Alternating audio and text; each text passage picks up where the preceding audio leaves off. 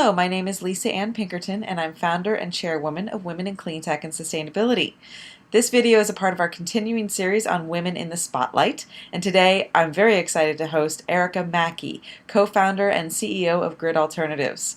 Since 2004, the nonprofit solar installer has installed more than 8.5 megawatts of solar for over 3,000 low-income homeowners. I spoke with Erica earlier today. So welcome, Erica, to Women in Cleantech and Sustainability. Thanks so much for having me. You're welcome. Thanks for being here. So as you know, the mission of this series is to highlight successful women in the green economy as a way of providing role models for women in all aspects of the space to help them to aspire to greater heights in their career. And so before we get to what brought you to Grid Alternatives, I was wondering perhaps if you could just tell us a little bit more about the organization. So Grid Alternatives is a nonprofit solar installer, and we install solar electric systems exclusively for low-income families. And our model is what we often call a barn-raising model with a heavy workforce development component. So it's job trainees, community volunteers, and the low-income families themselves, all under our supervision, installing solar electric systems for families that otherwise never would be able to get the savings and the environmental benefit that solar provides. That's amazing. So you've been doing this since 2004.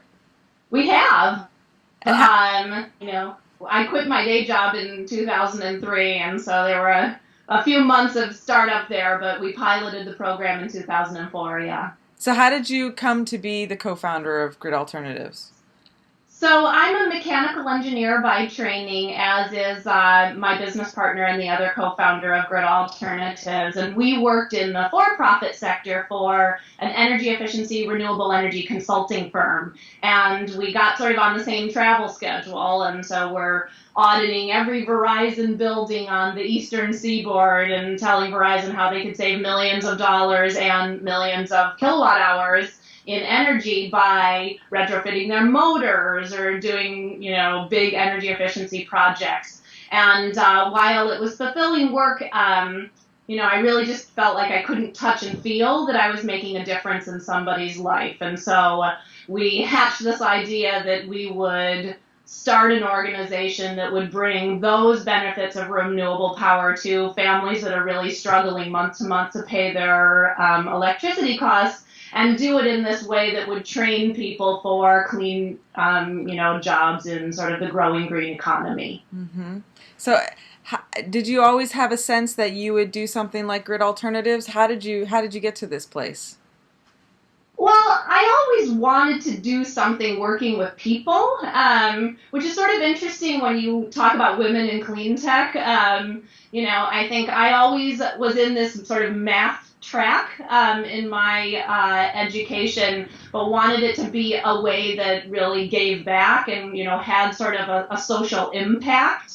And I didn't want it to just be that I was moving numbers around for the sake of moving numbers around. So while it makes sense now that I'm working in environment and in sort of social service all in one, I didn't know that was going to be what I wanted to be when I grew up, but always thought, oh, well, I'm nerdy and I like math, and somehow that has to merge with a real desire to give back and a real desire to make change that you can touch and feel. Mm-hmm. So how did you start out? Where did you go to school, and what were your degrees in, and what was sort of the chain of your career advancement? Right. Well, I, out of high school, actually went to a small liberal arts school in the Midwest and studied women's studies. And I dropped out to save the world and worked as a social worker for quite a while. I led trips with adjudicated youth, going on sort of therapeutic wilderness trips. I worked with victims of domestic violence. And then was sort of burning out in that world and went back to school and got both an engineering degree in mechanical engineering and a physics degree. And so then when I started working in the field of energy engineering, really felt like, well, how can I merge the social work stuff that I used to do with engineering? And so, looked all around and couldn't find a job that was that, and then sort of hatched this idea that we were going to make our own job and create an organization that could have real impact in low-income communities. That's a really great story because I know there's a lot of people out there who have these what they think are crazy ideas and may not actually act on them for whatever reason. So what was it that really provided that impetus for you to act on your idea and sort of jump off the cliff, if you will? Well, some of it is probably naivete, sort of thinking, oh, well, I can do this. And then probably also having a business partner and, saying you're going to do something and then wanting to hold up your part of the bargain. So it's like, okay, well, let's go to work tomorrow with a blank piece of paper. I might not have gotten out of my pajamas if there wasn't another person that I had to sit around the kitchen table with and say, okay, what are we going to do now? But also, I think really believing that I could give it a try and make a go of it. Mm-hmm. So did you have any mentors along the way that helped inspire you? That's a great question. I certainly have had lots of sort of nuggets of mentorship. Certainly there's lots of people I look up to. But I do feel growing, sort of coming into the green economy as a woman, there's sort of that, like, are you my mother? Are you my mother? Where you're sort of walking around like, can I be like you? And so what I've really found over years is that you take sort of little nuggets of what everybody's doing and you patch that together and make that your own. So certainly there have been many, many women and men that I have looked up to and have sort of stolen some of their great pieces of sage advice. But also I've done it in a way that's really been my own because I haven't found that, oh, that's my person. All I got to do is just walk in their shoes. Mm-hmm. Mm-hmm. So then what sort of types of advice would you give women who are currently in the space or looking to transition into the space from other sectors?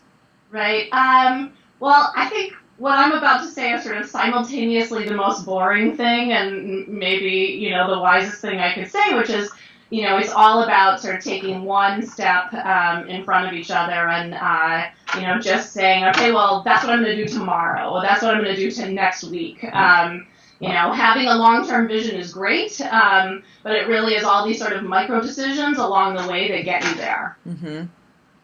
And then what sort of, you talked about your experience going to school for women's studies and now bringing women into the Cleantech space. What sort of work-life balance experiences have you had, or any advice that you could give women working in this space, how they can balance their home life and their work life? Well, I mean, we live in a country where that's really challenging, right? So I think, one, just acknowledging that systematically it's hard. And so, and then asking for what you need and, I have this advantage where, I'm the co-founder, so I'm the boss, right? So I can kind of create it the way I want to create it. But I think even if you're working for somebody else, really making sure you ask for what you need and you still, step forward into the positions you want to step forward into and say, okay, well, I can do this. Don't undercut yourself. Mm-hmm. I can do this and I can do this. And it's not always... you can't always have it all in the same exact moment. It's not like everything peaks at the same time, but making sure that you still ask for what it is that you want. Here at Grid Alternatives, we've tried really hard to create a place where people, not just parents, but everyone can have a life that's outside of their job, and that those two things are often very much intertwined. It's not like your work is in a box and your life is in a box and they never meet. So I often feel like I'm both home and at work a lot of the time. I have two, fairly little kids, and both of them I had in the office with me until they were a year old. And that was absolutely amazing and very challenging all in one. Mm-hmm. And have other people sort of followed in your footsteps there and brought their children to work and was Absolutely. Some people have, and some people that hasn't been a choice that they wanted to make. That, their way is to be able to separate that, to be at work and really just be at work and be an adult and not have, to be nursing in the boardroom or, doing two things at once. And then, we have other employees that are very much, have their kids in the office and, wanted to be the way that they engage back in the work environment. Do you find that there's less stress with your staff if they're able to balance the work life more and have a little bit more flexibility in the office? I hope so. I think people in general enjoy their work here and are really passionate at a cause, but I also want to be realistic that it's hard to be a working mom. It's probably hard to be a working parent, but it's particularly hard to be a working mom. I think we as an employer, and then me as an employee, try to make it as great as it can be. But it's not, a lot of people sort of look at me and say like, oh, great, you're this amazing mom and an amazing CEO. And I say, well, yeah, it still sucks. And it really is fantastic, but it's very hard. Well,